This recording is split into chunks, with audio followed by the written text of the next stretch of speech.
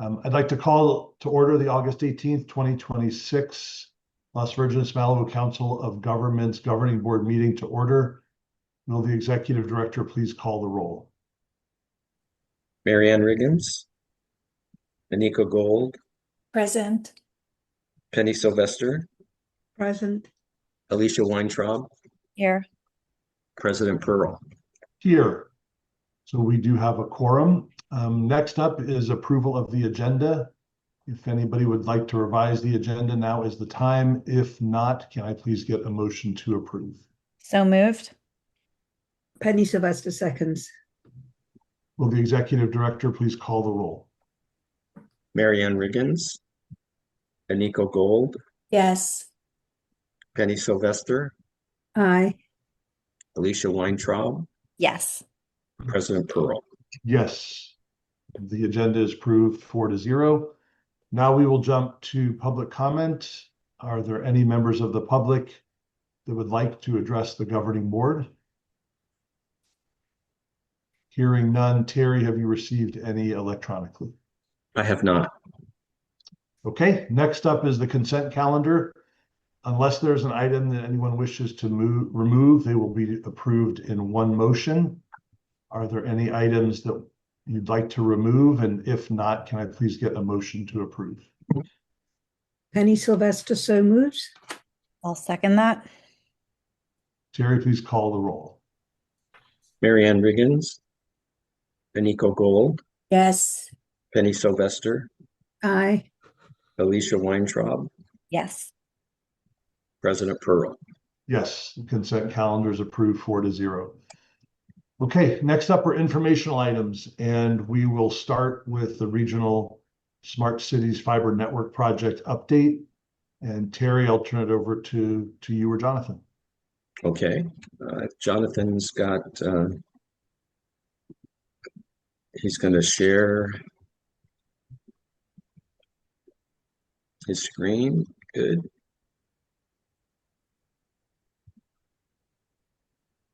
We thought that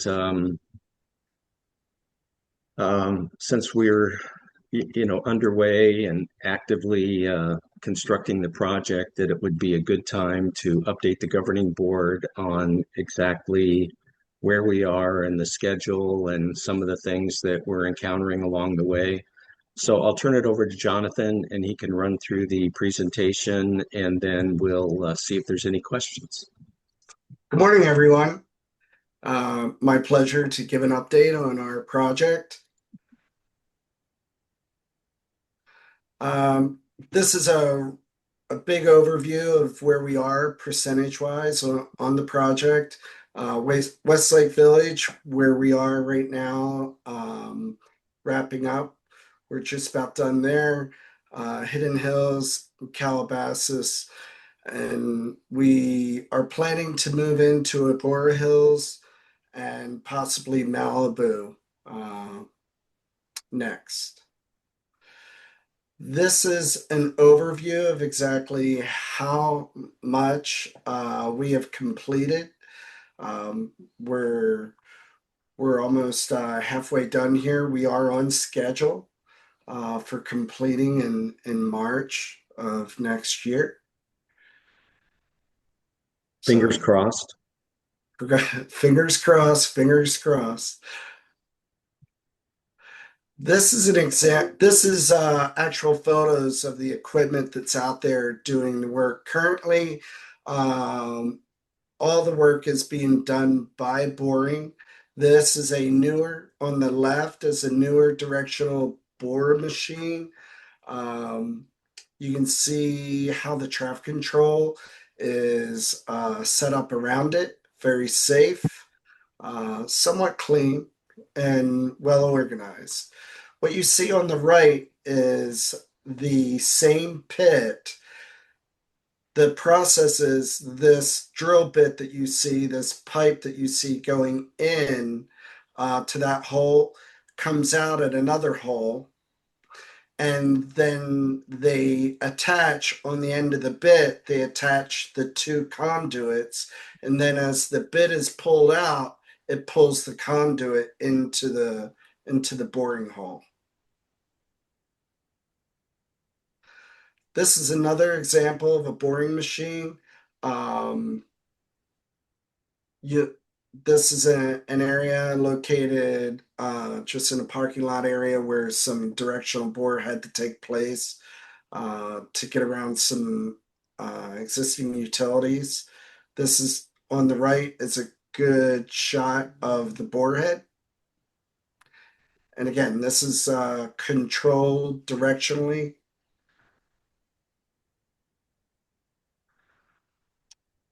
These are photos of the process of the boring.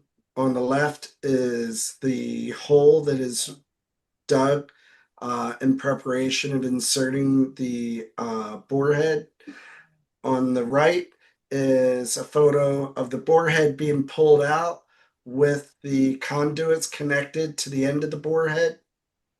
And then on the right are the conduits being pulled clearly out of the receiving hole, which will become a junction point for the next round of conduits to come in the other direction. So the process involves directional boring. That's a different directional bore machine shown on the left here. There are different looking machines. They all do the same thing. It's just there are different manufacturers that manufacture these machines. So they have a different look, but they do the same thing. So you'll see them out and about. Traffic control has been very important and is going very well. The next step, which will be done in Hidden Hills, is micro trenching. On the right here is an example of what a micro trench train looks like. In front is a vacuum that will suck up the material as the trencher trenches through the street. There's very little of this work that is being done. It's only being done in areas where there is rock and we cannot bore through the rock.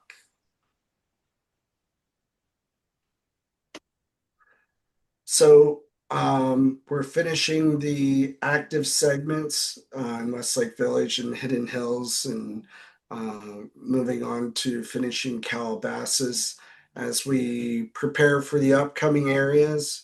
Agoura Hills will be next. In conjunction, we are working with LA County, LA City, and Caltrans on achieving the permits from those agencies. LA County, we should have everything we need from them by the 1st of September. LA City and Caltrans is going well, and we should have everything we need from them in October. So that's a quick update, and I'm available to answer any questions you have. I have. Alicia, go ahead. Thank you so much for the presentation. I'm representing Calabasas, and with school starting tomorrow, I just wanted to reconfirm the plan that no construction would be taking place during school hours and that no equipment would be on Mulholland Highway or any of our roads for schools. That's correct. We were able to finish the heavy lift around the schools. There's some finish work that may take place on a Saturday outside of school hours, but most of the work around the schools has been completed. Staff has worked with the contractor to issue those permits and to get them in there and get that work done before school. So where will the equipment be stored? The equipment is stored on an off-site staging area that the contractor has, not on school property, off the public right-of-way. Okay, so just confirming tomorrow there will be no construction on Mulholland Highway. That's correct. Okay, thank you very much. You're welcome. Jonathan, what issues have the crews run into, and how have those issues been solved? No construction project that goes 100% according to plan. So Yeah, no, great question.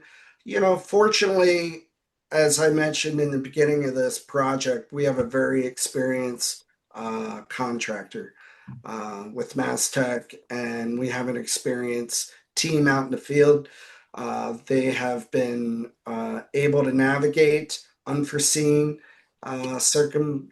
conditions, as we call them. You can imagine just digging a pit in one area, going 100 to 300 feet further down and digging another pit and then drilling between those two holes. You don't know what is there until somebody comes out and marks it out and whatnot. We have had one issue where a gas line was not properly marked. It was not the contractor's fault. It was actually the gas company. They had a facility that was not in a location that they knew about, and we did hit that, and that turned out to be quite a bit of work. It took a couple weeks to finally get that work completed. We've had some minor issues where the location of the utility boxes were not clearly shown on the plan, and we had to adjust those locations due to existing improvements. But that's been pretty much the challenges related to the work. Perfect. Thank you. Other questions? I'll start with you, Nico. Thank you, Ray. My question would be similar to Alicia's. I'm interested in the storage of equipment and what kind of disruption should Round Meadow School expect while you are installing fiber in front of the school, and when is that work scheduled to be done? So the conduit has been installed. So the work of pulling in the fiber is done outside of the school area. There will not be any work in front of the school during school hours. All that work has been completed. So bringing in fiber, it's either blown in or pulled in through pull rope from each of the pull boxes. And that'll be done at a later date and when school's not in session. Okay, what do you mean by school not in session? Like on the weekends, or I don't know, what do you mean by that exactly? So it will be done on the weekends when school's not in session, or later in the day when school's not in session. And Nico, for Calabasas, I know it's supposed to be after 4 o'clock and on Saturdays is what our Public Works Department is working on. That's correct. Okay, great. Will you let us know the date of that work? Yes, I'll have that included in the next update. I'll have a separate update on any work adjacent to the schools. Thank you. You're welcome. Penny. Yes, I had a question about the rains that we're expecting, heavy rains this year because of the weather patterns. Will that delay the project? Good question. We are concerned about that. This is a La Nino year. The rains are expected to be similar to what we experienced in 96 and 97. Yes, it has potential of delaying the project. If we get heavy rains, we will not be able to be out there doing construction work. It's too dangerous. Will that increase the cost? It will not increase the cost. It will could possibly delay the completion date that we're projecting in March. Currently, we do have a few days in there for no work, but yeah, if we get rainy weather, that could delay the project. I'll make sure that if we see anything that's being impacting to the schedule to let you all know. And also, I'll let Terry know right away regarding cost. Right. And the other question I have, as following up with the schools, are you in contact with the our local school district, Las Vegas Unified School District? I believe we have the president, Leslie Stein, on this call. Is she allowed to ask a question, Ray, if she has one? If she has one, I'd welcome it. So to answer your question, yes, we are in contact with school staff, both from the construction side, and city staff has been leading the communication with the school to ensure that everyone is aware of when school starts and when this work needs to be finished around the schools. Thank you. Leslie, can you hear us, and do you want to say something? Can you hear me? I can hear you. Yes. Okay, good. I'm using my iPad, which I normally don't use for Zoom. Hello, everybody, and thank you for this great update. Yes, I think a lot of people were scared seeing all the equipment and the lane closed last week. So thank you for being thoughtful around the schools, especially the Calabasas area where there are so many schools in a very short distance from each other. We all heard it, 4 o'clock, after 4 o'clock and on weekends. So thank you. And whoever's here, if you can ask your cities, I encourage you to ask your city managers and the construction company here who's working this fiber project to give the district, the superintendent, Dan Stepanowski, as much notice, advance notice as possible so they can start thinking about contingency plans. So, to say that construction is starting tomorrow, we'd like some more notice. That's the only request I have besides no construction during school hours. So thank you. I will see that takes place. I will make sure it takes place. I'll report back to you, Terry, confirming that. Okay. Any future projects? Also, just the more advanced notice is better for our planning. Understood. And Leslie, this is Ray. If Hi, Ray. I'll just ask this of you also, and Dan, if there are issues or problems, if you could get to, one of the 5 members of the governing board or directly to Terry. We want to be a good partner in this project. So if there are issues, please give us a heads up so we can address them quickly. Thank you, Ray. I appreciate that. And you know me, I will, which is why I'm on this call for this part of it, because I was in contact with Alicia yesterday. So thank you. I will. You guys are all wonderful partners. You're wonderful elected officials, and thank you. Back at you, Leslie. Thanks for joining. We appreciate you being here. Thank you. And I'm leaving in a minute because I'm in Las Vegas heading home. Safe flight. Thank you. Are there any final questions for Jonathan or Terry? Did you have anything you wanted to add on this report? Marianne had a question. I think if the schools were included. Go ahead, Marianne. You can ask. Well, actually, that's a second question. But my primary question is, do we have an anticipation of when the work will be coming down the canyons to Malibu? Obviously, traffic impacts and with the weather and everything predicted, I think the earlier we can get that notification out to our residents and get it on social media, the better, since we have so many commuters that come through the canyons, just making sure that they're aware of any potential road delays that may be anticipated.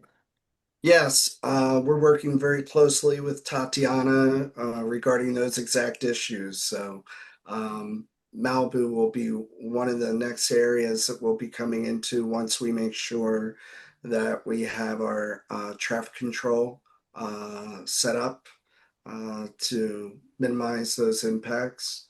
But that's exactly what we're working on with staff right now.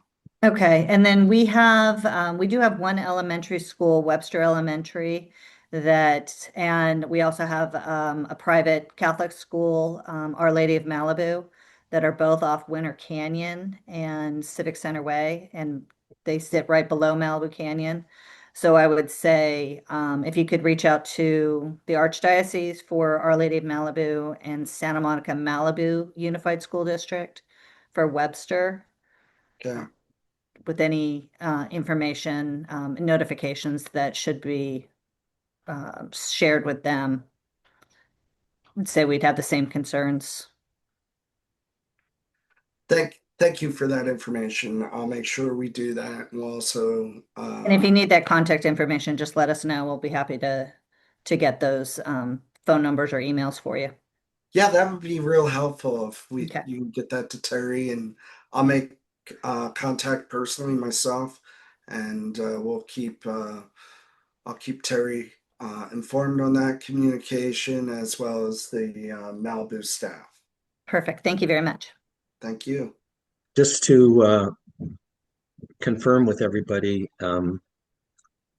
Jonathan and I do meet with the city engineers, with Tatiana, Roxanne, Charmaine, Curtis, Michael from Hidden Hills every other week and go over this. And there's a lot of discussion, especially with regard to the schools and the timing.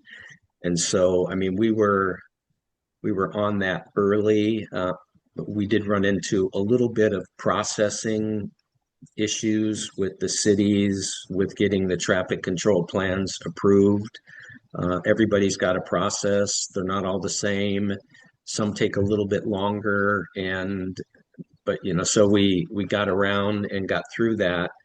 So those meetings have been very helpful, and hopefully, a lot of that information is in turn shared with the city managers. I know that it's probably doesn't always make it up to the city council level, but that's why I've tried to do a little bit more as far as keeping you informed. And I thought that this would be a good opportunity to have a more robust discussion about the project, so you could kind of see some of the issues and what we're facing, and then we could hear your concerns. Obviously, the schools and traffic patterns are very important, so we'll continue to keep that as a huge priority as we move forward.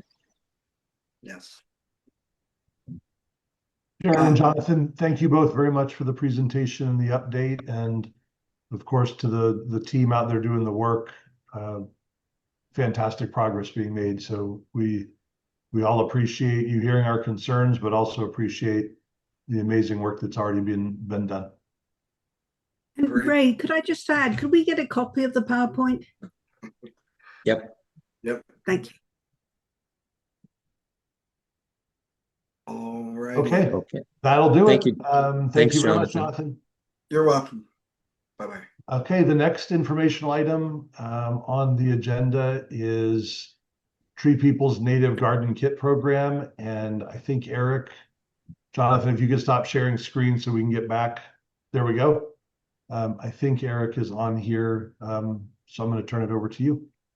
Good morning, everybody. Eric Wilson, Senior Manager in the Watershed Health Department at Tree People. I had the opportunity to present to this group about 3.5 years ago. I'm pretty sure most new faces, if not all, other than Terry. But I come presenting, and I'll share my screen in a second, our native garden kit. Specifically, I'm coming back because we have partnerships with the two main water districts in this COG, Las Virgenes and Waterworks District 29, West Basin. So I'm presenting this information today specifically because we are able to present or offer this product, which is a native garden in a box, essentially, to all your, or a significant number of your customers. So I'm going to share my screen and I'll jump in it.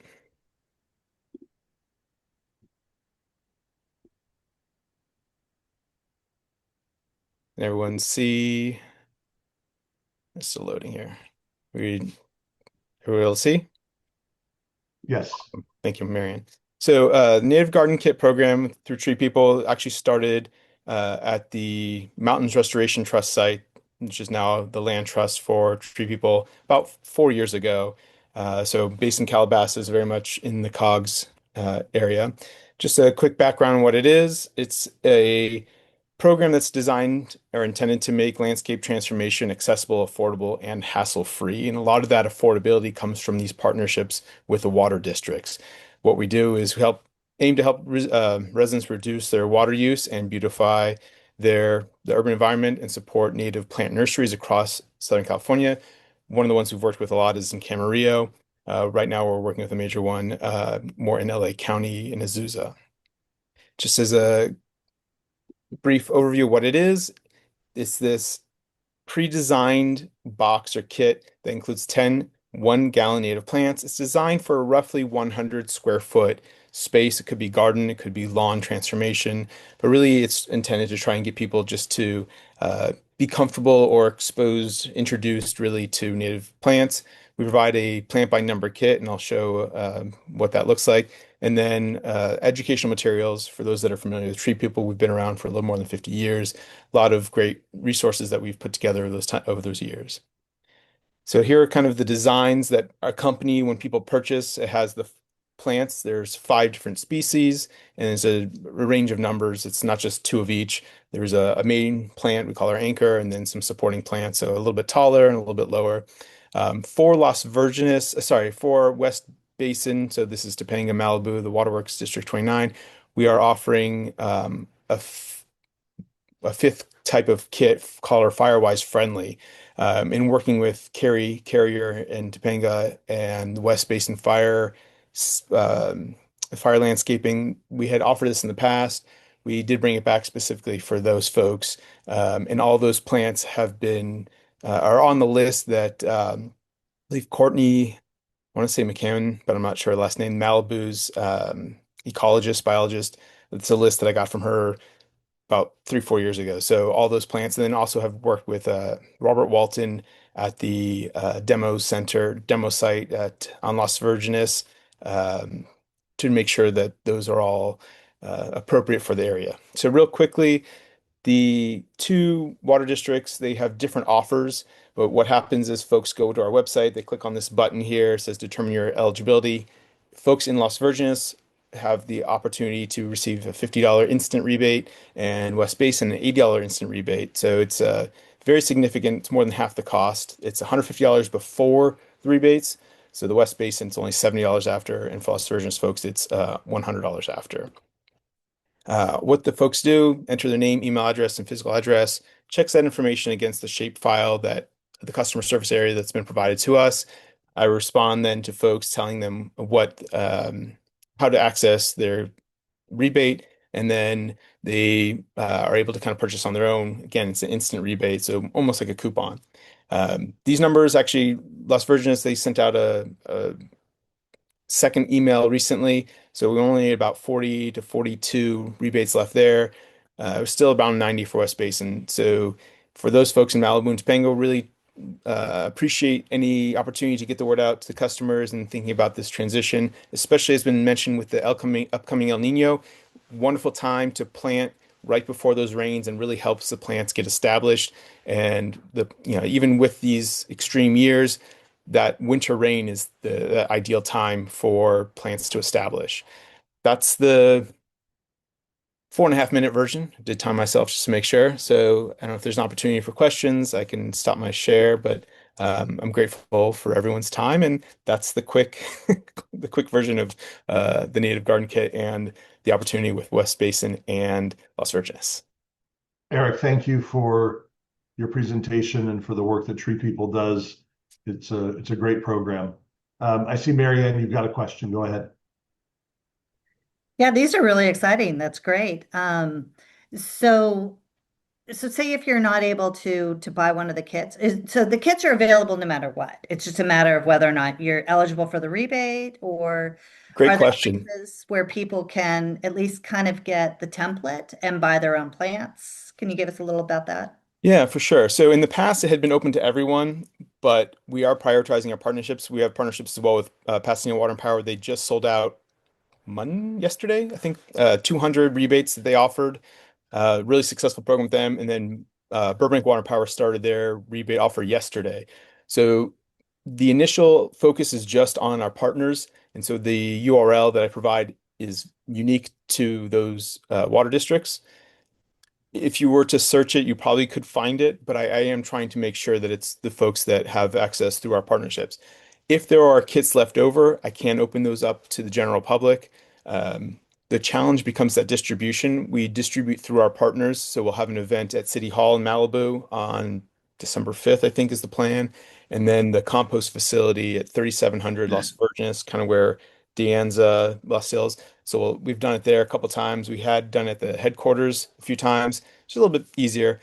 So I bring that up just to say that if we do sales outside of that, it's a little bit more tricky. If you're familiar with our headquarters on Coldwater Canyon, it's really tricky to get folks up there. And then even Headwaters Corner across from Calabasas High School, we've tried doing distributions there. It's anyone that's familiar with Mulholland, it's just a tricky corridor. So long-winded answer, just our partners right now, but there's a possibility, although it's tricky. Is Okay. that Yeah, so one of the things the city of Malibu is doing, we're partnering with Santa Monica Mountains Fund, Mhm. and we're actually looking for a place for them to have nursery space. Yes. So, if that's something that would also help, I certainly would be open. I'm sure my city manager is just losing his mind now, me promising something, but, reach out to us. I think anything that we can do to help support the planting of more natives and especially fire protective natives, and more education, just happy to help and promise our staff to do and when he lands. So we're here to be a partner. So Appreciate it. And I will say real quickly, we did meet with Deanna Armbruster at Samo Fund Mhm. with their planned expansion. So that is also a discussion of, and that was that in the one slide talk about supporting local nurseries. That really is an important part of this, and the sustainability piece, the economic component, the workforce development that they're doing is phenomenal. I love what's going on there. I live in Westlake, although I'm the Ventura County side. So, I definitely familiar with kind of the work that they're doing in the area. But yes, absolutely appreciate it. And you're always welcome to reach out directly if you didn't see my contact info. I don't know if Terry best is to ask you, or I can put it in the chat if that makes more sense. Yeah, I mean, anything in any partnership with the local schools, I always think it's a really important thing. I know our local schools do have some vegetable beds and things like that, but whatever we can do to help the next generation, I know they're really interested, and they've got a lot of land too. So, Yeah. And I'll just say real partnership. quickly, I'm also involved in the Measure W Safe Clean Water program. Tree People is the watershed coordinator for the upper Santa Clara River, but we do work with Melina Watts a lot. I know she's who introduced me to you all in the very first place back in 2023, I think, and Terry. So that's definitely a conversation. And Melina was very instrumental in getting this program off the ground with a grant. So absolutely, as many connections. I was a former teacher, so the schools are very near and dear to me.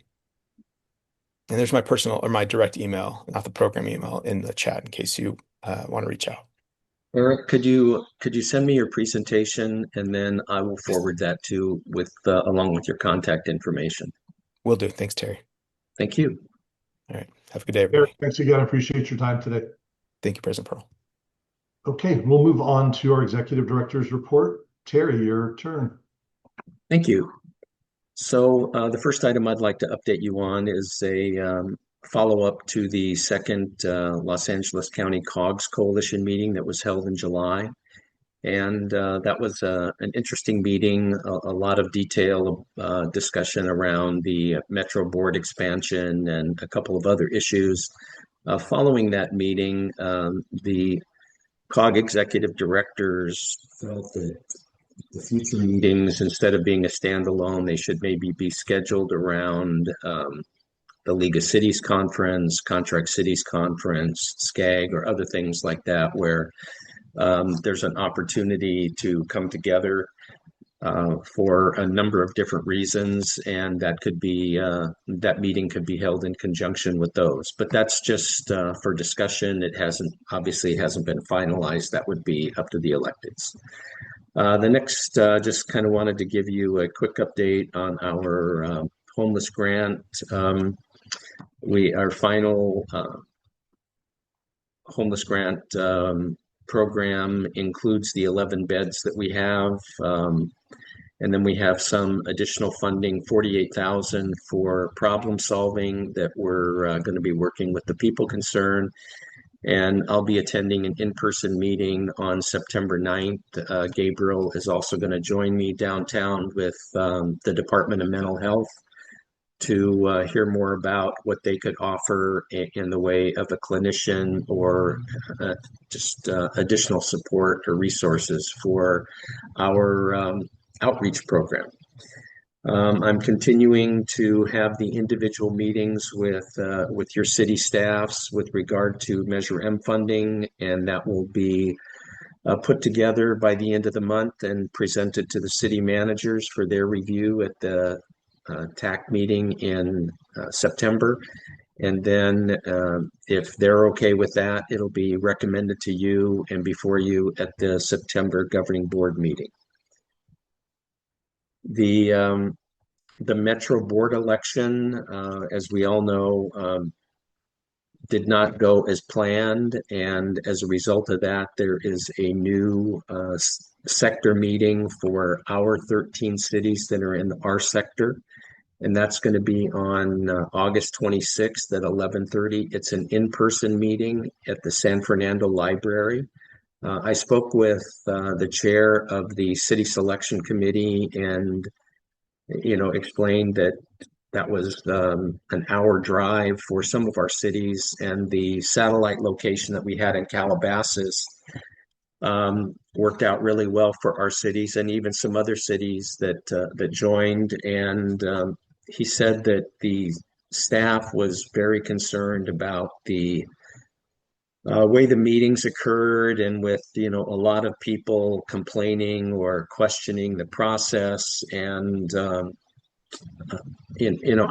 told them, I said, the people that were complaining about the process were the people whose candidates were not winning. So you can't just stop everything because somebody's complaining because their side didn't win. Otherwise, we would spend all our time doing that. But they're very concerned about that. Anyway, long story short, the meeting will be in person. There would be no satellite opportunities. And there appears to be a candidate that is kind of rising to the top as far as being able to get city commitments. So I'm happy to answer any. Let me finish my report and just go touch on. Well, actually, that was the last item. So I know that this generated a lot of discussion, around the candidates that were seeking the nomination and whether they could get the support needed. And that's been ongoing, and that's part of the political process. So, but I'm happy to have a discussion about that and kind of where things stand if the board would like to explore this further. Jerry, I don't want to dwell on it, but I think it would be very helpful to understand who might be emerging, your thoughts on the best way to serve our COG region. I, for one, am dismayed at the way the process became overly political. It really became a Republican, Democrat, just a little bit of a mudslinging mudfest, and it's a real shame that our nonpartisan world was impacted that way. Putting that behind us, now it's moving forward, and what's done is done. It would be really great if we had an idea before we went to that city selection on where the small p politics, not the Democrat Republican, but what is emerging, and in your judgment, knowing Metro like you do and many of these players region wide, who might be the best or is at least rising to the top and would be a good fit for our COG region. Yeah, I'll answer that, but I know Mary Ann has her hand up, so I'll let her ask a question. Maybe I can answer them both at the same time. I think mine's an easy one. It's just what time? You mentioned August 26th. Do you have Oh, a tentative time? 11:30 a.m. August Thank you. 26th See, mine's at the easy. Sanford.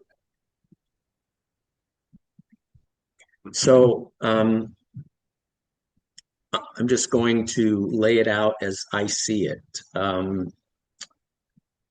There were, when Jason Gibbs was not approved after the city selection committee, the full city selection committee meeting last month, he pulled back and took his name out of consideration.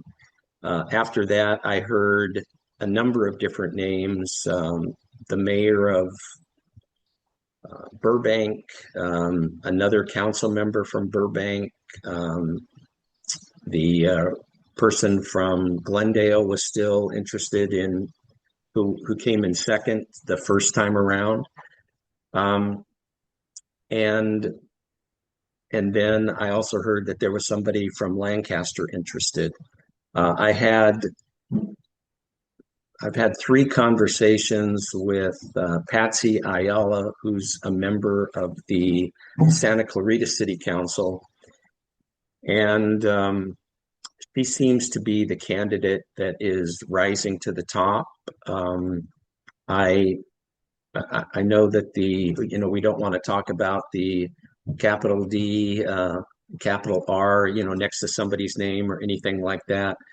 But when I spoke with her the last time, which was late last week, she indicated that she had received commitments from enough cities to put her over the top. And she also said that even though she previously worked for a Republican state senator in the area, that Congressman Whitesides does not have any objection to her being the candidate or being the representative. The thing that I continue to stress, and again, just taking not a political approach, but just a realistic approach about what's out there for our COG and the type of funding that we receive from Metro, there's 2 important issues. One, the North County cities share our concern for highway funding. In Palmdale, Lancaster, Santa Clarita, and our areas being, so remote from transit. Not that we're against transit. I don't mean to throw that out there. Obviously, we want transit, but nobody's running a train out to the COG area anytime soon, and nobody's running a train up to Palmdale, Lancaster anytime soon. So highway funding continues to be important, and that is a main issue for us. The other issue is this year is the 10-year, the decennial review of Measure M. So the Metro Board and Metro staff is basically going to open the books on the Measure M funding model, and they have the ability to redirect funding to certain areas. Now, our allocation is obviously very important, and if suddenly that allocation were reduced in order to fund some other project, that could have significant impact on the funding, not only for it wouldn't really affect the current fiber project or any of our current projects, but it could affect future projects.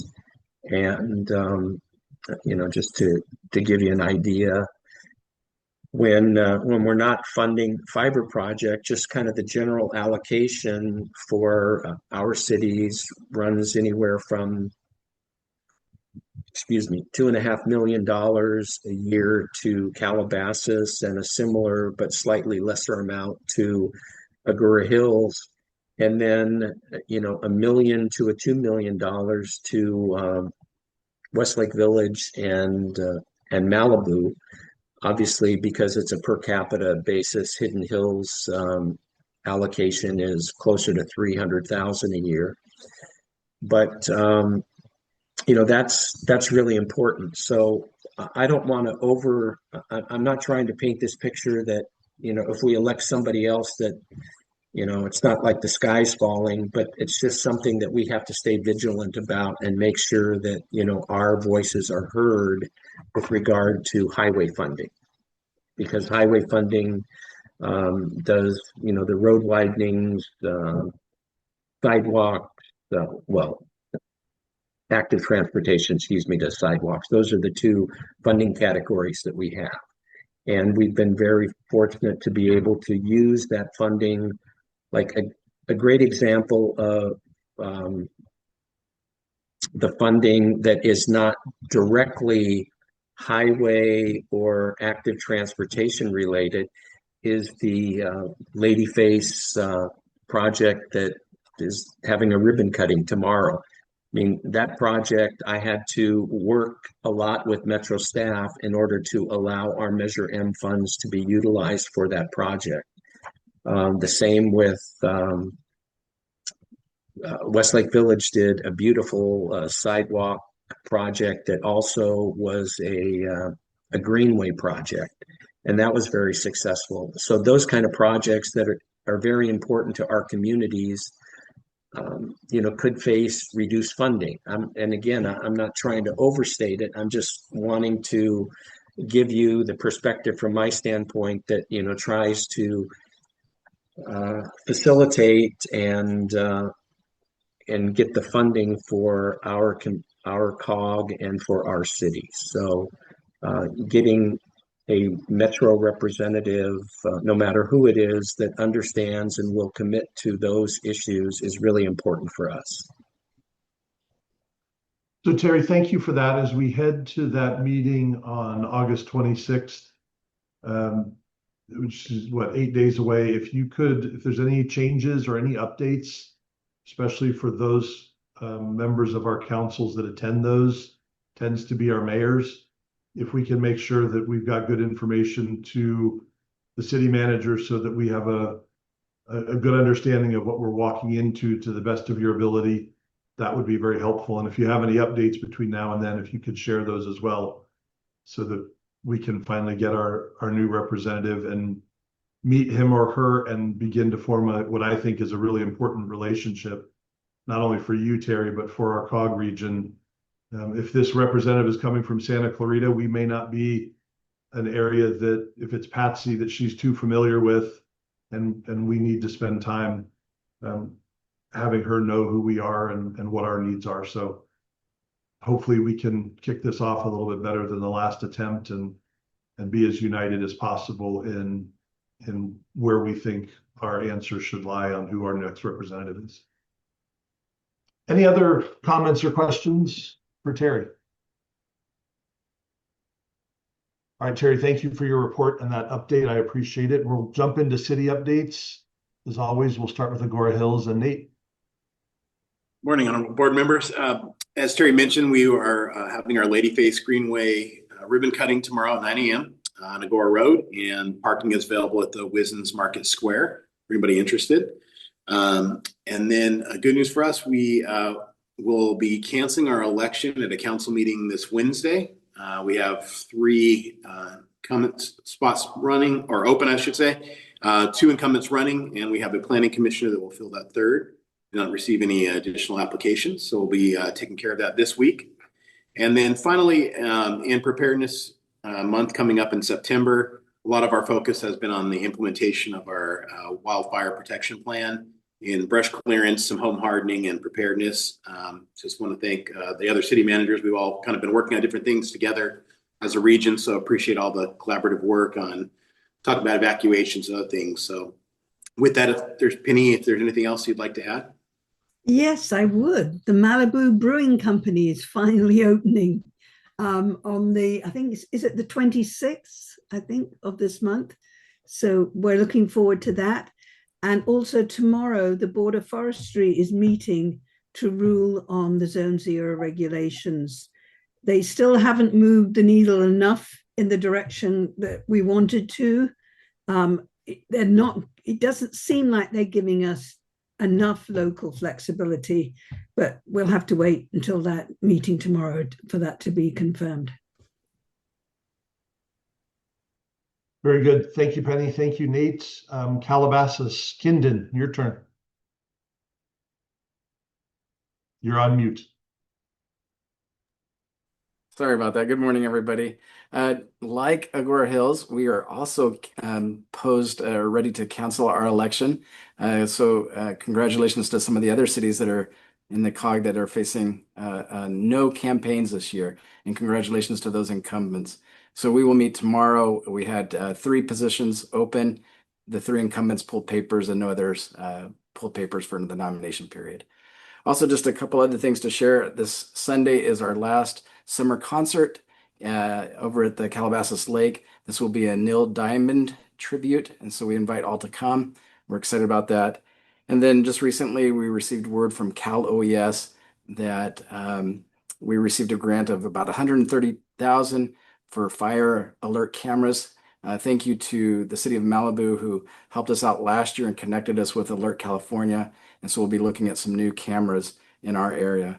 And then finally, probably the biggest news for us this week and last week is for a number of years, we've been working with the city of Hidden Hills for the annexation of Craftsman's Corner. LAFCO approved that last week, and it was recorded yesterday with LA County, so that is finalized. For some of you who know the history, this was an effort that started 35 years ago with incorporation. It was left out during the incorporation, and there were several attempts to move it forward with a formal application to LAFCO in 2014. So this is a 12-year LAFCO project. They are tired of us. They were glad to see it done, but thank you again to Hidden Hills and everybody else for their support on that. Kindon, that's often the strategy. Make them tired of you and they finally say yes. Well done. Alicia, did you have anything you wanted to add? Nope, Kindon covered it. Very good. Thank you. Next up is Hidden Hills, and Amber, welcome. If you'd like to give the update for Hidden Hills, it's yours. Yes, yes. Good morning, everyone. For the city of Hidden Hills, we are closing out the boring part of the COG project, the COG fiber project. In addition to that, tomorrow evening, we will also be holding a special council meeting to cancel our elections. We had 4 seats available and 4 candidates, 1 incumbent apply. So we will be moving forward with that process. Also, in addition, last week we did send out invites to our annual fiesta, which will be hosted on October 17th, 2026. So we do hope that everyone will be able to join us. And if there's any additional information that you need, please feel free to reach out. We're welcoming everyone and would be excited if everyone can attend. Councilmember Gold, is there anything you'd like to add? Thank you, Amber. I would like to add one thing. On the 20th of August, our city will host a Cone with a Cop, which is a very, very popular event, and our residents get a chance to talk to our law enforcement family, and everybody loves ice cream, so the turnout is always amazing, and I look forward to that event. Thank you. Thank you, Amber and Aniko. Malibu is up next. Joe. Yeah, good morning. Feels like afternoon already. So, hope everybody's doing well. Happy to be here with all of you. Unfortunately, we don't get to cancel our election, but we have 2 seats available and 4 people running. So both incumbents have qualified, Marianne Riggins and Doug Stewart, and we'll see how this election season goes. Want to let you all know that the 43rd annual chili cook-off is happening in a couple weeks. This is taking place on Labor Day weekend, Friday 4 p.m. to 10 p.m. and Saturday and Sunday 1 p.m. to 10 p.m. and Monday 1 to 8. I've never witnessed it, so I'm very excited to see that, and I know many of you probably have joined Malibu community in that over the years. On a more important matter, we've been coordinating very heavily with Caltrans on Pacific Coast Highway stabilization efforts. As you know, there was a lot of destruction and damage along Pacific Coast Highway, and there's some high tides and erosion issues that are exposing utilities, and Caltrans, we've red tagged 23 properties that Caltrans is addressing. So this is a critical top priority for us to make sure that Pacific Coast Highway remains open, given the El Nino events that are planned for this winter. So all hands on deck with our community development and public works staff, but appreciate Caltrans coming to the table to address this in a timely manner. Right now, the tentative timeline to get all of the interim shoring up efforts complete is by the end of October. So time is running fast on that project. El Nino prep, I'm going to be reaching out to other city managers to talk about efforts that are underway. I know LA County over the years has organized coordinated efforts, and I just kind of want to pick your guys' minds for past practice and what you've experienced on those efforts, but make sure we're all working in unison to address those preparation efforts. I think that's it for me for now. Marianne, anything to add? No, just, my continued that our businesses are open, and if you're going to come over for the chili cook-off, get your tickets early. I think they're wrapping up their early bird pricing, so you can get some discounted rates, and maybe even parking passes. But things are cooling down. We have a few clouds in the air, so it might be a good time to come over to the beach. I believe Westward Beach Road is still the parking lot for Point Tomb Headlands down on Westward Beach Road. Still has some erosion activities that are being repaired. So just if there is a favorite spot that you normally park, check to see if there's any impacts on that before you come over, so you can make alternative plans. But hope everyone's having a great summer. Thank you, Marianne. Thank you, Joe. You're very welcome. Thank you. Next up, City Manager DeGose. Yes, good morning, everyone. Good to see you all. A few updates from Westlake Village. The council's on recess for August, but of note, we are also having a special meeting tomorrow to cancel the municipal election. We had 3 open seats and the 3 incumbents are running. So congratulations to Ray and to Brad and Sue McSweeney. I think it demonstrates a lot of confidence that the constituents have in the leadership of those 3 electors. So they'll be appointed for another 4 years. So congratulations to them. In other news, we've had a great summer. We've had concerts all summer. We've got 1 more concert to go, a couple of movie nights, 4th of July festivities, and fireworks went really great. We had more participation than ever this summer. So that was great. We've also got lots of other projects going. 2 of note that I wanted to mention is the Middle Mile Fiber project. We heard about that earlier. It's nearing completion in Westlake Village. And yes, there's been some construction issues, but we've worked through them all. I will just say, very glad that they'll be finishing up in Westlake Village and moving to the good city of Agoura Hills very soon. Also, the Pure Water Project is the other big project that's happening in our city. The Pure Water Project facility is being built in Agoura Hills, just outside our border. But really, the biggest construction impact is in Westlake Village, with miles of new water pipeline that needs to be installed. And it's not just a few weeks or a few months, but it's 2 years of construction in our roadway.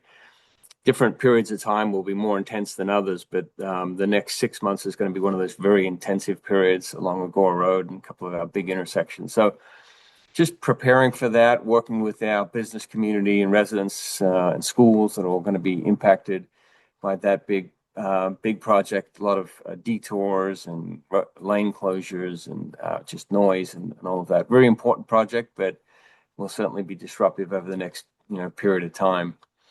So there are a few things that I wanted to update you all on, but Ray, you may have some other things. I don't. I appreciate that update, Rob, and congratulations to all those who don't have to spend their falls campaigning, and Marianne, good luck and do well in your election. Thank you all for those updates, and we'll move on to our partner updates now. And I see Captain Carr's on camera. We'll turn it over to you, sir. Thank you. Thank you, Councilmember Pearl, and good morning, everybody. I do have a few things, so I'll move ahead with everything. So just on station staffing updates, we currently have 18 patrol vacancies. We've had some attrition, but the department has kept up with our station.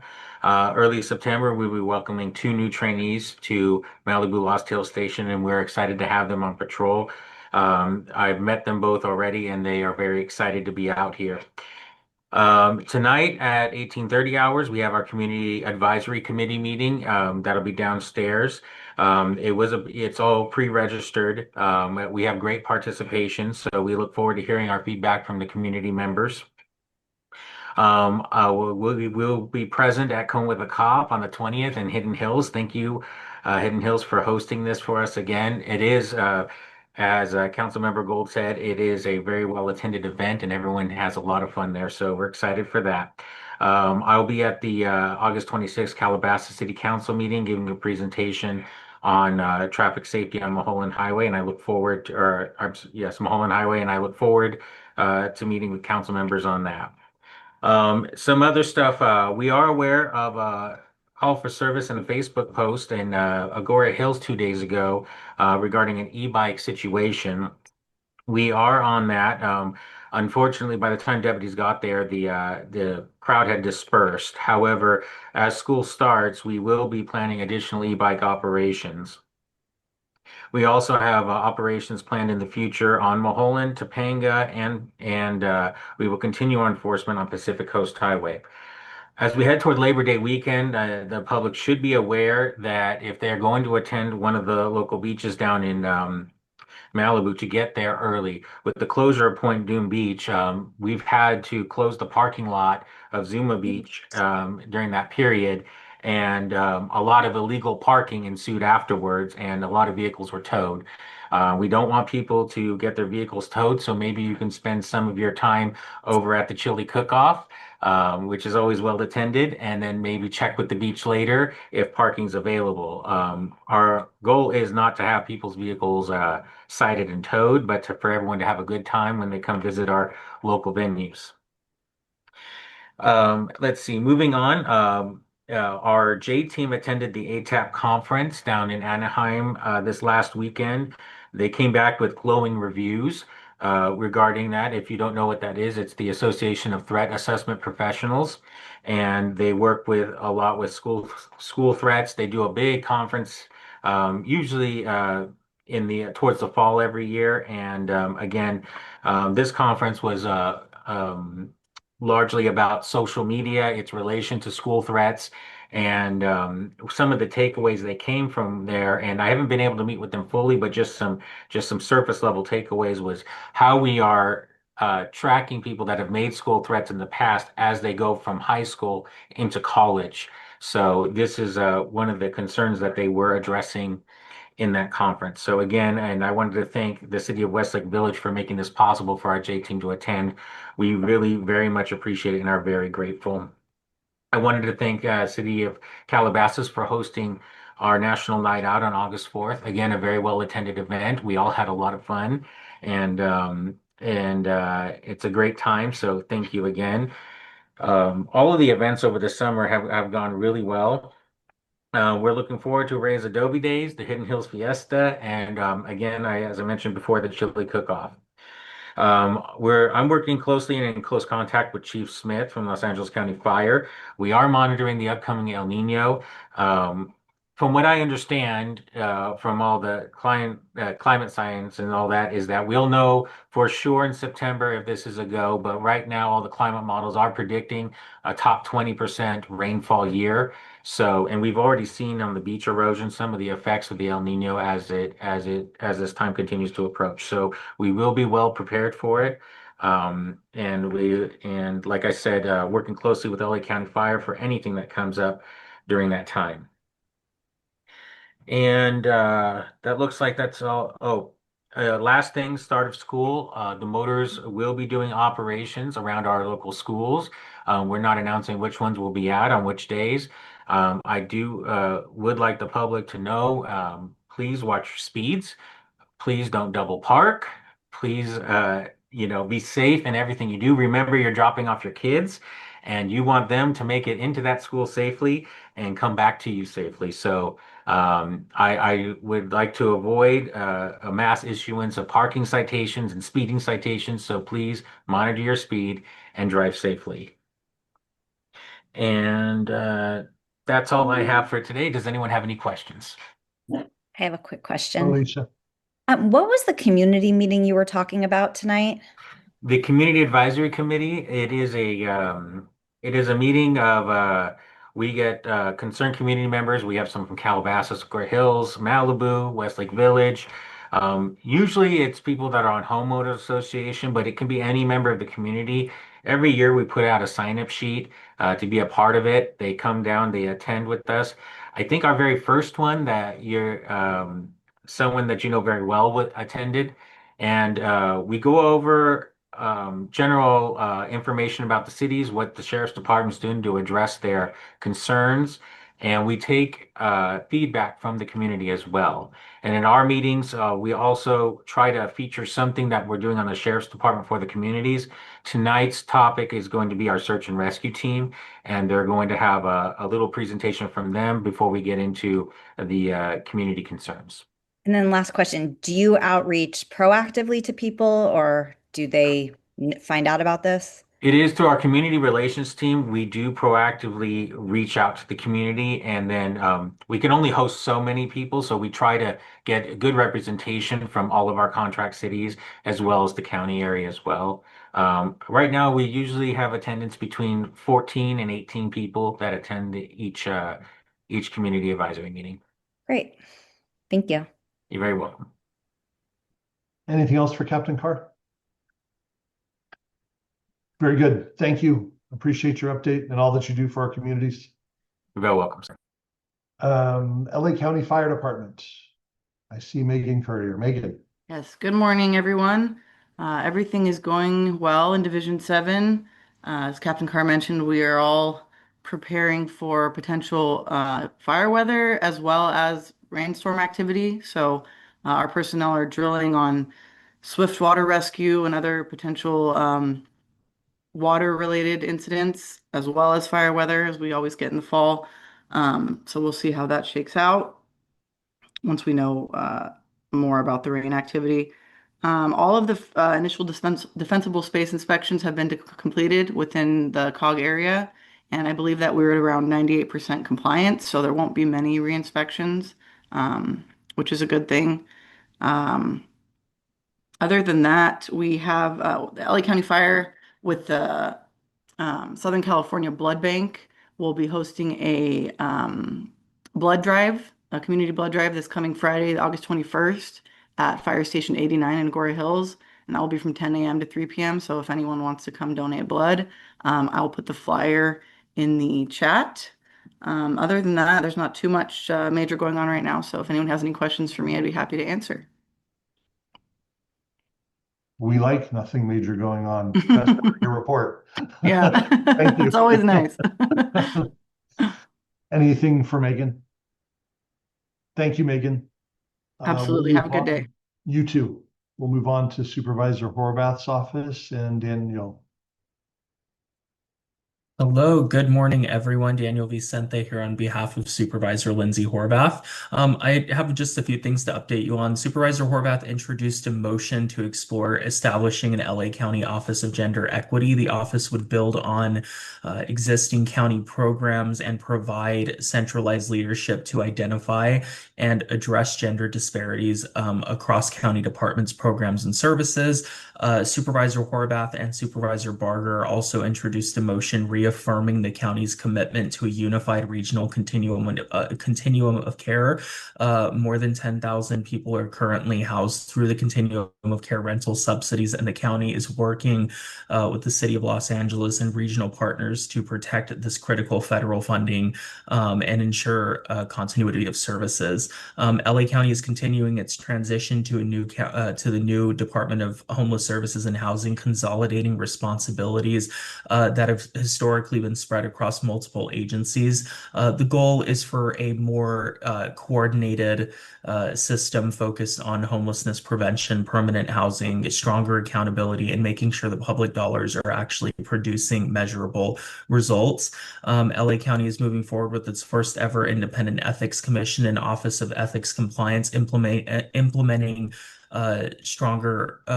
implementing reforms approved by voters through Measure G. The new structure is intended to strengthen independent oversight, transparency, and accountability across county government. And then the supervisor also advanced efforts to reduce red tape and better support restaurants and small businesses. The goal is to make county processes easier to navigate, address unnecessary barriers, and help local businesses remain successful and competitive. You will be seeing more from our office in that space as well. So there'll be more to come, and I'll be in contact with details about that in the future. We also just recently closed a grant cycle, and some of the organizations in your cities that have received funding include the Calabasas Chamber of Commerce. We will be sponsoring the Ladyface Mountain Film Festival again, the Agoura Hills High School Football Foundation, the Willow Elementary School Parent Faculty Association, the Boys and Girls Club of the Greater Conejo Valley, the Foundation for Las Virgenes Schools, Sumac Elementary School Parent Faculty Association, and then the Malibu Education Foundation have all received funding from our office in this recent grant cycle. Happy to take any questions, and I see that I have one from Councilmember Weintraub. I just actually wanted to take this opportunity to thank you. We've had two issues in Calabasas, one involving a local business that was looking to open and needed help navigating through a county department, and Daniel jumped in, and then another issue that we needed some county support. So I just wanted to appreciate all the help that you provided us recently. Thank you, council member. I really appreciate that. And congratulations to you guys on the annexation. We were happy to support in that. And I saw your press release on your Instagram yesterday, and I was very excited to see that. So I know our former unincorporated residents are in good care with the city of Calabasas. Thank you so much. Any other questions? Daniel? All right, Daniel, thank you very much. Appreciate seeing you out and about in all of our cities. We'll move next to Jeff and Cal Cities. Good morning, everyone. Jeff with the League of California Cities here. Just want to touch base on a few things. First of all, I put my copy of the briefing that's included in your packet in the chat as well. With that one, that version includes the live links, so you can click through to things. Want to talk first about the governor's wildfire liability reform proposal. I know there's a little bit of back and forth going on in the chat, but I just wanted to make mention that the governor, the governor has a proposal that he hasn't put in writing. We're still trying to get the language. The language has not been introduced to the legislature yet. They have until a week from this coming Friday to do that. Obviously, they're trying to jam something through at the last minute. Cal City's position on this is clear that we don't want to see public agencies limited to what they can recover when a investor-owned utility sparks a wildfire that damages public property.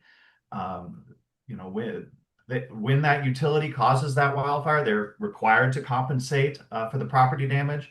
Public infrastructure, lost tax revenue, emergency response, and mutual aid are necessary and critical for local governments to function. And if we can't recover those costs, I think this region knows it better than most, but if the local agencies can't recover that cost, the local taxpayer is going to end up paying for them.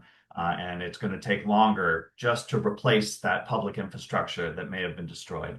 So I wanted to make mention of that. We do have a sign-on letter. I know I've sent it out to the city managers.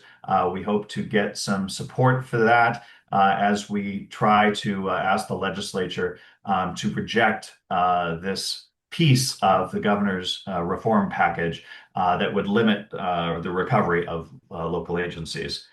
I also want to mention quickly that in my report as well, but we are also working on a last-minute fix for goat herders. In case you haven't heard, there is a problem with a expiration of a waiver that would now require goat herders to essentially be paid $240,000 annually, which would essentially wipe out the goat herding industry in California, which includes all of those goats that you use for brush clearance in those fire hazard severity zones. So we are working on that as well. Just quickly, other legislative piece, we're still working the legislature on AB 1383, the McKinnon bill that would roll back some of the pension reforms for public safety and all those PEPRO employees. It is currently on the floor of the Senate and is awaiting just 2 final votes, one in the Senate, one in the Assembly. So we are still seeking calls to your legislators in opposition to that bill. And then lastly, I did just want to mention the annual conference. We have one resolution that was submitted and will appear at the General Assembly, submitted by the City of Murrieta. It's dealing with land use and some of the circumstances around local land use and local control. I just want to remind the city managers and council members out there, you do need to take action at a council meeting in order to set your voting delegate. I just checked the list and it looks like we have the voting delegate from Westlake Village, but you still do need to get that all set up. The link in the briefing includes a list of how to go about selecting your voting delegate, or just reach out to me. Happy to help get you on the right track. That's all I have as an update for now, but happy to answer any questions if you have them. Jeff, thank you for that update and keeping an eye on all of these things that impact our cities. We appreciate it very much. And just in the interest of fairness, Jeff mentioned it. There's other information in the chat that Stephanie put in there that you can take a look at that gives the other side of the wildlife liability, but appreciate your report and all of your work. Okay, with that, we have finished with our updates. Let's move on to legislative staff and any agency partner updates. Nancy, I see you just came off mute. Anything from Jackie's office? Just really quick, we just have a few weeks left. We have 15 bills on the Senate floor waiting to come home so they can get to the governor's desk. And we're pretty confident with each of the bills being signed this year, the ones that are left. And I just wanted to mention that I wish we could say we are canceling our election and just move forward with the work, but we are not. So still make sure your constituents get out there and vote, because that's ever so important. And I also wanted to thank Agoura Hills and Penny and Jeremy for our coffee that we held with them at Ladry's. It was amazing. We had about 45 people come through to talk to Jackie and Jeremy, and Penny came as an extra, which was very, very helpful. Of course, there was issues with the building in Agoura, but there was many other things that constituents wanted to discuss, and it was a very, very good session. So thanks for hosting us. Any questions? Any comments? Okay. Thanks, Nancy. Any other updates before we go to our action items? Nick. I had a brief one on behalf of Senator Allen. Just kind of similar to Nancy, we're in the home stretch here, and I'm happy to announce our 2 flagship bills, SB 894 relating to home hardening loans and SB 1301, our insurance non-renewal reform bills, are moving on to their 3rd readings and hopefully will be on the governor's desk soon, as well as a number of other bills. But other than that, that's all I have. So thanks for having me. Thanks, Nick. Okay, we will now move on to our action items, and item 7A, La Casa Technical Assistance Funds. Terry, I'll turn it over to you. Thank you. The first item, it's the 26-27 La Casa Technical Assistance Funds, and basically the technical assistance funds are provided through the La Casa legislation that created La Casa and the Affordable Housing Agency. And just to be very brief on this $28,000 that's included in this allocation to the COG from La Casa would cover technical assistance for our COG.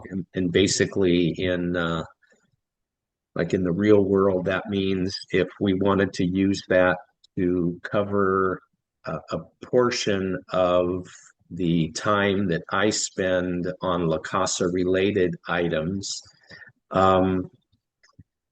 if the governing board would so desire, we could draw down that funding on a quarterly basis to support the COG resources and not put everything on COG dues and Measure M. But as with homelessness in the past, we did not draw down on homeless funds because that would take away from the direct support that we use our resources for to assist people that are experiencing homelessness in our area. So we can have the discussion about utilizing the funding to support my efforts with the COG at a different time when we have a reconvening of the COG budget subcommittee that's going to be looking at next year's budget as we approach that maybe mid-year. So I just wanted to highlight that, but the recommendation is that the governing board approve the funding, the technical assistance budget, and direct me to draw down the funds from La Casa as needed. But again, I'm not going to do that until we have a more thorough discussion with you with regard to how you want to do that. That concludes my report. So Terry, you're looking for a motion today though, right? Yes. Okay. Very good. Any questions for Terry? Comments, concerns? Seeing none, then I would entertain a motion. Penny Sylvester so moves. I'll second that. Alicia seconds. Terry, if you could call the roll. Mary Ann Riggins, Yes. Aniko Gold, Yes. Penny Sylvester, Aye. Alicia Weintraub, Aye. President Pearl. Yes. That Thank you. passes 5-0. Item 7B, Terry, if you could give your report on conflict of interest code. Yeah, this is basically just the COG has a conflict of interest code that was adopted in 2006. And that, of course, is the guide for who has to file a Form 700 conflict of interest statement. And the county recommends that we update the conflict of interest code every 5 years. And review it annually. The only thing that's changed is I did include the ability for the governing board members to file their Form 700s directly with the county. That wasn't included previously. So pretty much the conflict of interest code for the COG stays the same with the addition of adding that particular electronic feature to the code. So I would just need a motion to approve the revised and updated conflict of interest code. Mary Ann, you had a question? Yeah. So, some of us sit on other entities within the county where we also have to do this. Will this consolidate with those so that I know the county has some, the state has some. We've got to find a way that we can do file once, propagate to everything, because I agree 100%. Yeah, and I've spoken with the county about that, why they can't just, use the same software that the state uses, so you don't have to file separately. And I don't know if it's a budget issue. I don't know what the issue is, but for now we have to continue to do it this way. And I know it's not as problematic for me because I only have to file with the county, but I know that all of you have to file with the state and then turn around and file with the county. The main thing that I would just remind all of you, when you file your Form 700, just to include all of the other boards that you serve on, and specifically the COG, and that way when it comes to me, I don't have a problem with the filing with the county, because when you don't name the COG, then it creates problems. So my request would go out to our state partners and county partners. If you guys could work, maybe, on your way out of the office, just get this cleaned up really quick so that you can save all future electeds and the various boards that they serve on to make one thing easier for us. I'll make a motion to adopt the resolution 01-26. Can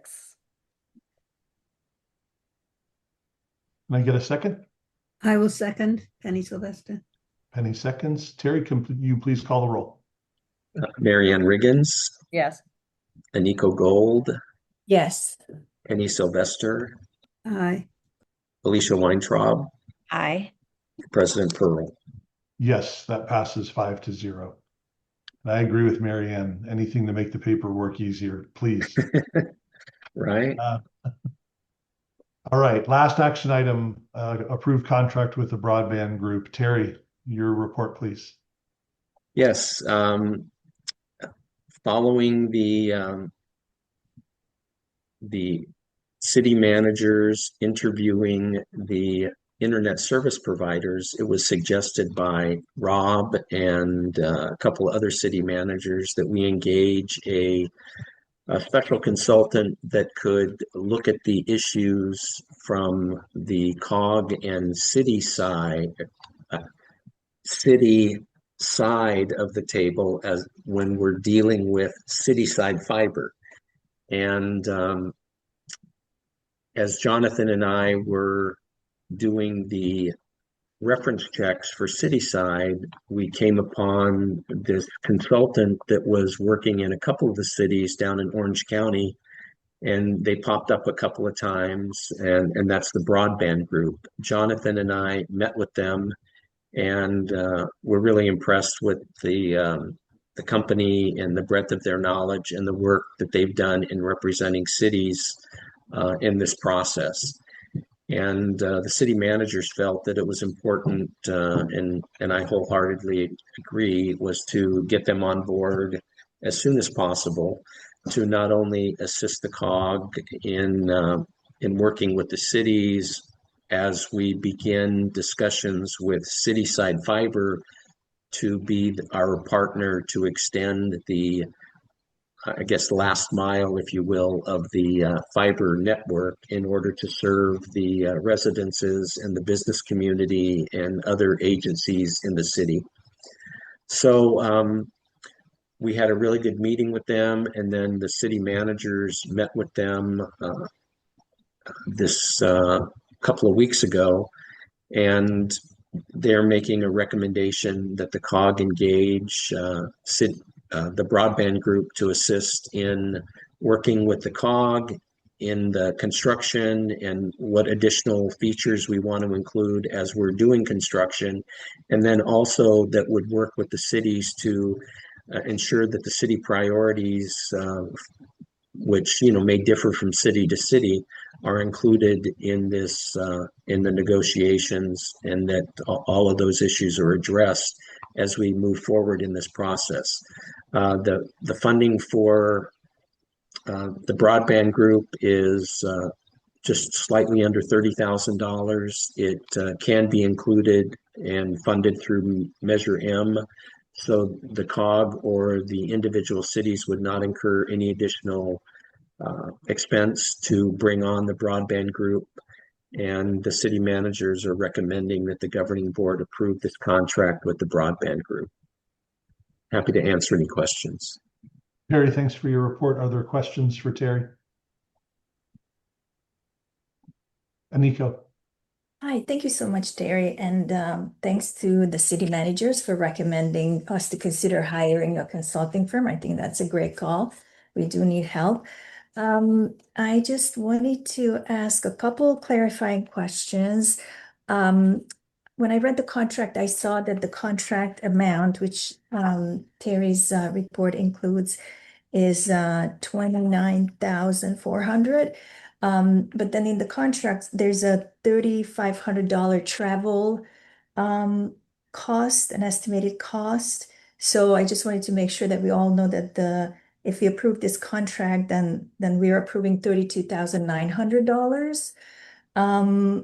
And then I also had a question about the travel time, because I'm just not clear on what that means. When I read the contract, I saw virtual meetings, but I just don't know where they're going to travel or what they're going to do. And when they're reviewing the network plans, that's going to be a desktop review. So I assume that's also, at their location, not here. So I'm just not clear on that $3,500, what that is about. Well, they're based in Las Vegas. And so there might be times where they would have to come for an in-person meeting, but they also have the person that we're going to be dealing with, their point person is in Orange County. So that makes it much less complicated as far as a travel standpoint. Okay, so travel is included in a lot of contracts like this, so it's not unusual. Oh, I know that. I'm just Okay. wondering what they're gonna, if since it's an estimate, I assume that they'll just give us receipts of their cost of travel, and then we pay them accordingly, not just give them the money whether they use it or not. Yeah, it would have to be reimbursable. It would have to be justified and shown with their invoice. Okay, sounds good. The other question I have is, we are contracting for 102 hours according to this contract, and the deliverables are not really clear to me. Are we just getting recommendations from them, or they'll be giving us proposals for solutions if they identify an issue, or do we need to contract again at that point? And if that's the case, which this contract listed, there's going to be several phases. What would be the estimated total cost of this contract? Well, the estimated total contract of this contract is $29,400 plus any additional. With them, this is a very preliminary part of. The discussion that we've had with them so far is that this would take us through the construction phase and the initial conversations and recommendations that they would make to the cities with regard to the priorities that the cities are expressing and putting forth as things that they're concerned about that be included in the fiber network. There's certainly a possibility, if during this process that the cities decide at some point in the future that they might need additional advice Now I'm from on a this Zoom. Can I consulting. call you back in a teeny bit when this is done? Then the individual cities could discuss with the broadband group, an additional contract that they might be interested in, but that's kind of premature to discuss right now because that has not been put forth. It's just, a possibility that that could incur if the cities like the broadband group and the information that they're receiving during the discussions that they have with regard to priorities. Mhm. Marianne, did you have a question? Okay. Nico, anything else? Yeah, just one more. Under future scope items, there anticipated next phases listed, and maybe that's what I'm actually referring to. Fiber network architecture and design reviews, fiber network construction specifications, GIS support. So I'm just wondering, do we have any idea of how much those phases will cost, or it's just or we don't know it yet? Well, we haven't,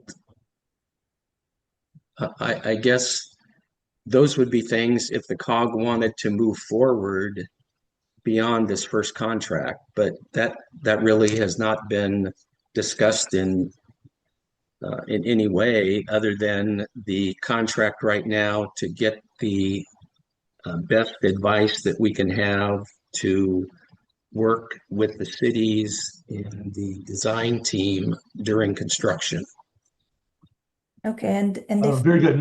Nico, we're going to move on to Marianne. If you could jump in with your question. Yeah, I think maybe on the long-term process of this, since this is phase one, when we're moving on, if we do discover that we do need help with the next step, will that be brought before the board to be able to Of make course. a decision, and then we can evaluate different options and things like that. So even though it's phased, we'll still have additional bites at the apple to direct the phasing and respond to changes in technology and community needs. Yes. Yeah. This is just for this part of the project. Any future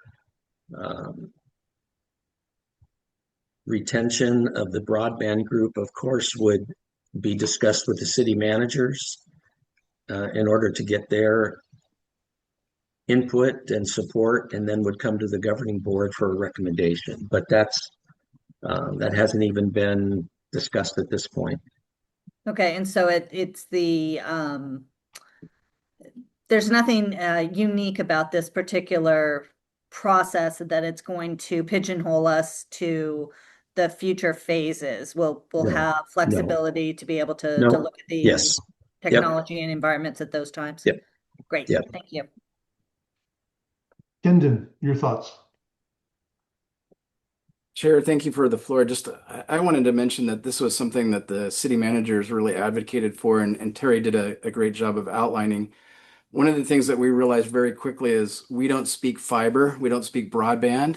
And with CitySite coming in as a public utility, they're able to go into any of our communities and do the work whether we want them there or not. And so they're going to come in and build off the backbone that is being built by Measure M. But what we needed was an advocate that spoke the language to represent us as cities between the city side and our constituents, city side and the cities. And so what we really see this as is the best way to benefit from fiber. What we don't want to be is have a project that is fully pushed out by city side where we haven't taken full advantage of that, not being able to advocate for ourselves. So not speaking for the entirety of the city manager group, but that was some of the conversations that we had going into this. Well, Kendon, I mean, again, I don't want to put words in Rob's mouth, but he and I had a conversation about this as well, leading up into this meeting. And as we're doing all of this time and energy and investment in this major infrastructure upgrade for our region, I love what you said. You don't speak broadband, neither do I. And so to have an advisor and a group that can assist us as we go forward, especially since it's paid for by Measure M funds, makes all the sense in the world. So with that, I'm ready to entertain a motion. I still have a question. I'm ready to entertain a motion. Penny Sylvester so moves. Thank you, Penny. Is there a second? Marianne Riggin, second. Terry, call the roll, please.